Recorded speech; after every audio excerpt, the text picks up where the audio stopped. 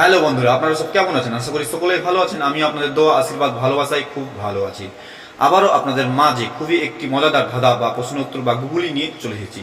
তো এই গুগলি বা ধাঁধাটি মনোযোগ সহকারে একটু শুনুন, না হলে বুঝতে পারবেন না।